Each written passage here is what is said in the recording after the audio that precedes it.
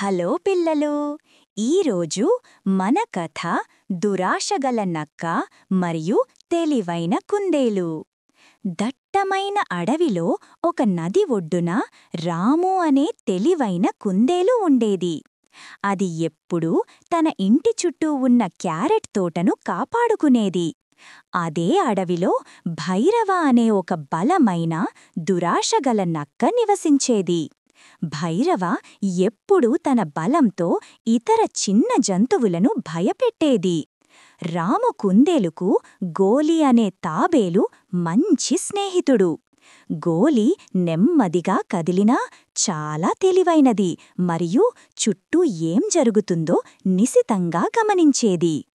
ఒకరోజు ఉదయం రాము క్యారెట్ తోటలో అటూ ఇటూ తిరుగుతుండగా భైరవ నక్క మెల్లగా వచ్చి రామును గట్టిగా పట్టుకుంది.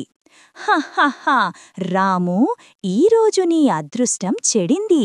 నీ క్యారెట్లు కూడా వద్దు, నిన్ను తిని నా ఆకలి తీర్చుకుంటాను అని భైరవ నక్క గట్టిగా నవ్వింది.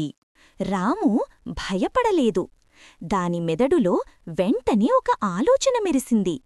రాము భైరవతో మెల్లగా అంది, భైరవా, నువ్వు నన్ను తినవచ్చు, కాని నాదొక చిన్న అభ్యర్థన. నిన్ను తినే ముందు నా క్యారెట్ల గురించి ఒక రహస్యం చెప్పాలి. భైరవ ఆసక్తిగా, రహస్యమా? త్వరగా చెప్పు అంది. ఈ అడవిలో నా తోటలో మాత్రమే పెరిగే ఒక రకమైన క్యారెట్లు ఉన్నాయి.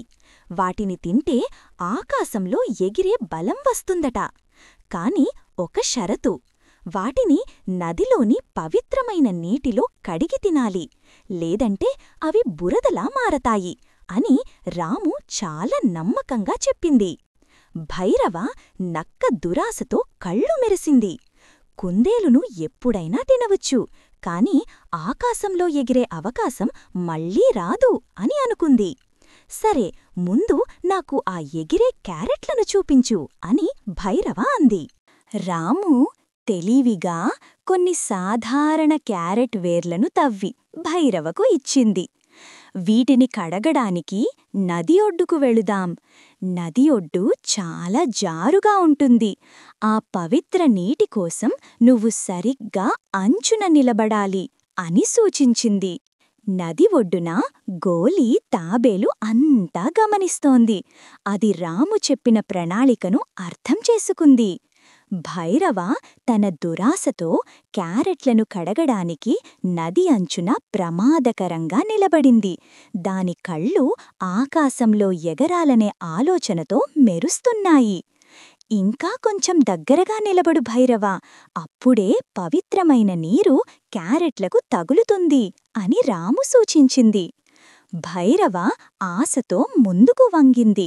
అదే క్షణంలో పక్కనే బురదలో దాగియున్న గోలి తాబేలు తన శక్తి అంతా ఉపయోగించి ఒక్క ఉదుటున దూకి భైరవ నక్క తోకను గట్టిగా తగిలింది.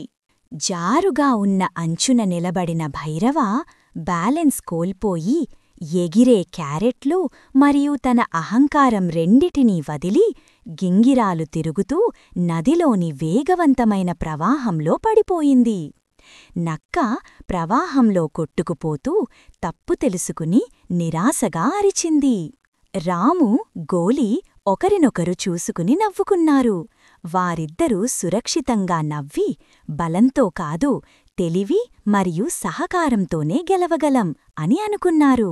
చూశారు కదా పిల్లలు, ఈ కథలో నీతి ఏంటంటే, అతి నమ్మకంతో కూడిన బలం కంటే సరైన సమయంలో ఉపయోగించిన తెలివి మరియు స్నేహితుల సహకారం గొప్పది.